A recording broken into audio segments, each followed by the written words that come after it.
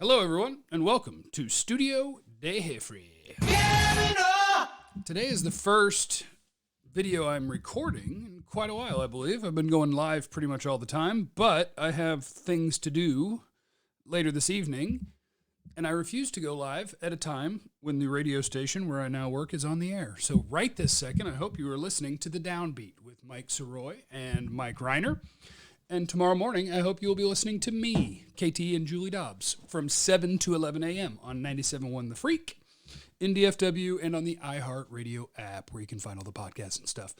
But I do want to do a little bit of a Cowboys-Rams preview, and I wanted to get something in today, and I wouldn't be able to do it later because I'll have things to do. So, I want to focus on a couple of things today. CeeDee Lamb, Trevon Diggs, and just a general outlook of a preview of this football game. And I need to tell you, because you guys know that this is brought to you by BetOnline. And football's back. They're your number one source for all the football betting needs this season.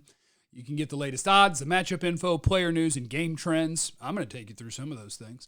And they're your continued source for all sports wagering info, live betting, free contests, live scores, giveaways all season long. Fastest and easiest way to bet on all your favorite sports and events like MLB, MMA, tennis, boxing, even golf. It's betonline.ag to join.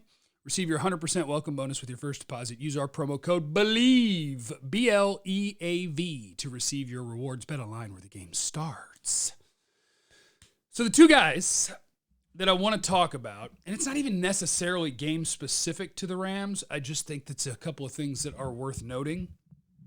That one, CeeDee Lamb is becoming, if he is not already, the number one receiver that you're looking for in this offense. And I know that his first game this year was not good. It wasn't good for Dak. It wasn't good for CeeDee. It wasn't good for pretty much anybody on the Cowboys. But when you look at him through the last three, where he's creeping up towards 100 yards in every game, he's scored in 2 of the 3 games. The target numbers are way up there.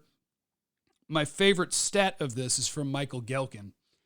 CeeDee Lamb was the intended receiver on 33.1% of the Cowboy targets in the first 4 games. That is the third highest number in the NFL.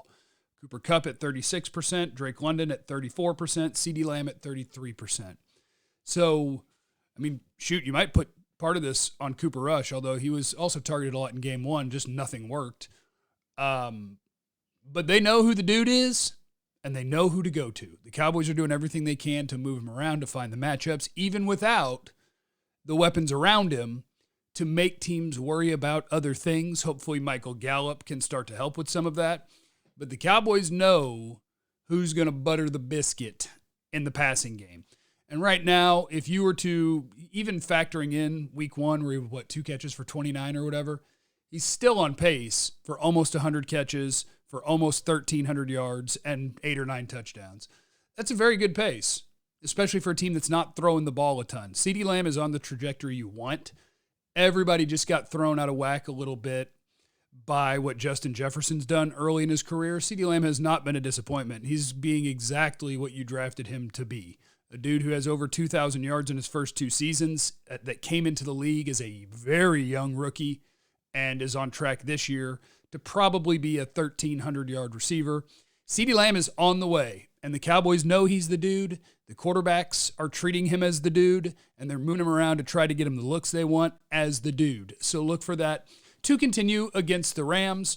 Let's see what they do with Jalen Ramsey. That will be very, very interesting.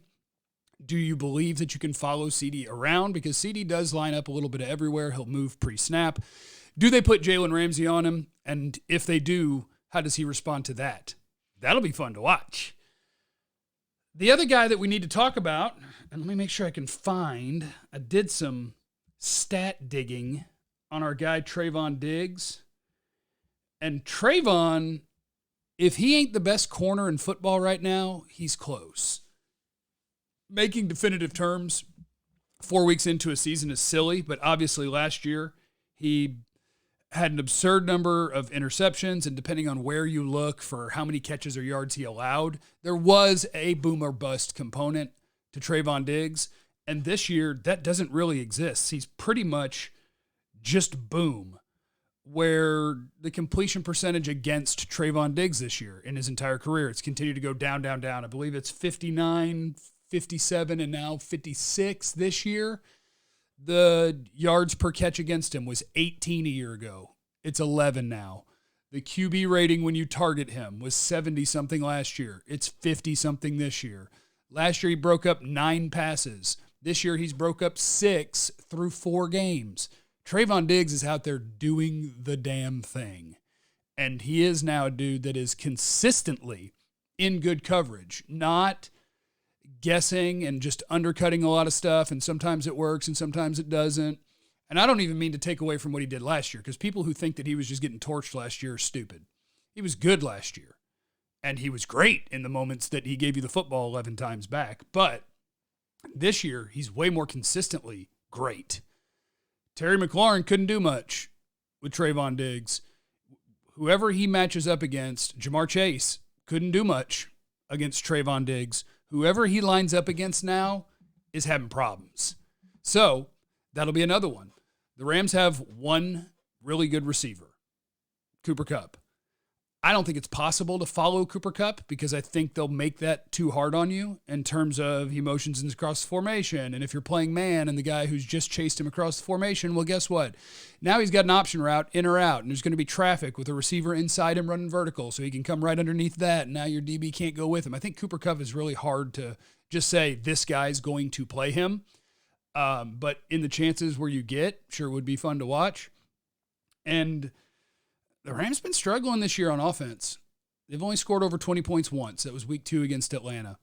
They're running the ball at just over 3 yards per carry. So the matchup to watch may be the Cowboys' movable object versus the Rams' resistible force. They don't run it well. The Cowboys don't stop the run well so far this year. Which one of those holds up?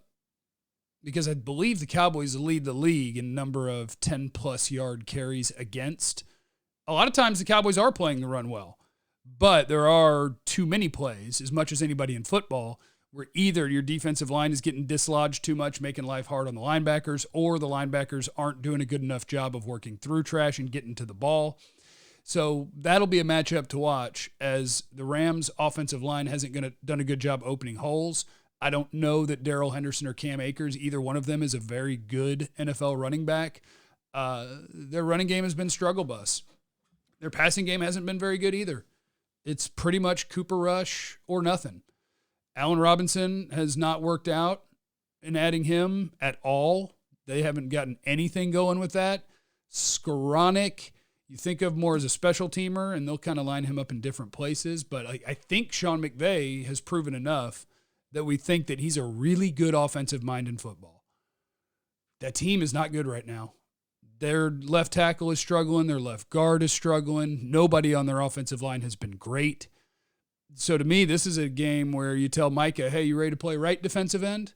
We're going after Joe Noteboom, who I think I saw my buddy John Owning said that he's allowed 8 pressures in 2 different games this year.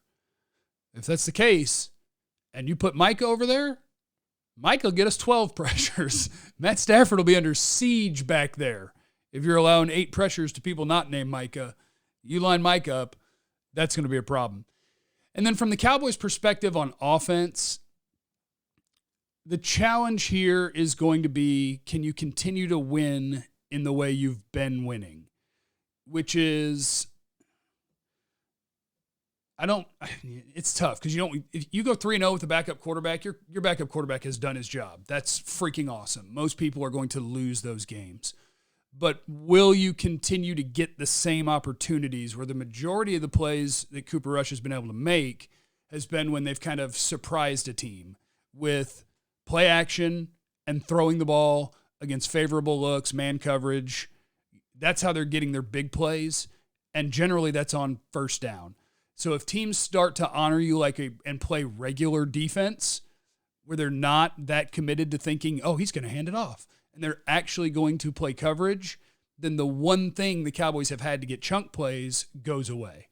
And can you now do a better job in the spots where most quarterbacks have to make things work, which is we get to third down, we convert it.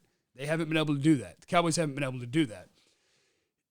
The Rams, I would think, would learn from other teams and say, we're just going to play them straight up and not give them super favorable looks on early downs to throw the ball. But we'll see. Teams, when they play a backup quarterback, they do tend to give you opportunities like that. And if they do, and Cooper Rush is able to make just a few plays that leads to a couple of scoring drives, and you can kick a couple of field goals, 23, 24 points, that could be enough to win this game. I'm not going to make an official prediction today. I'm just laying out some of the things that I've been thinking about as it pertains to Cowboys versus Rams. So it'll be a good one, and I'm looking forward to it. And hopefully Jesse Holly and I will still do one more show of Believe in Cowboys before it is game time. And we'll get that up for you guys. I'll probably do something either Saturday or Sunday for the pregame on here. And I'll remind you that I'm also back on radio now. So if you're in DFW from 7 to 11 a.m., it's me, Kevin Turner, Julie Dobbs on 97.1 The Freak. And that's on the iHeartRadio app if you're not in the listening area. And you can find the podcasts on the iHeartRadio app. Or I believe they're getting pushed to Spotify and all that. Our show name is The Speakeasy. So just try looking that up. Okay.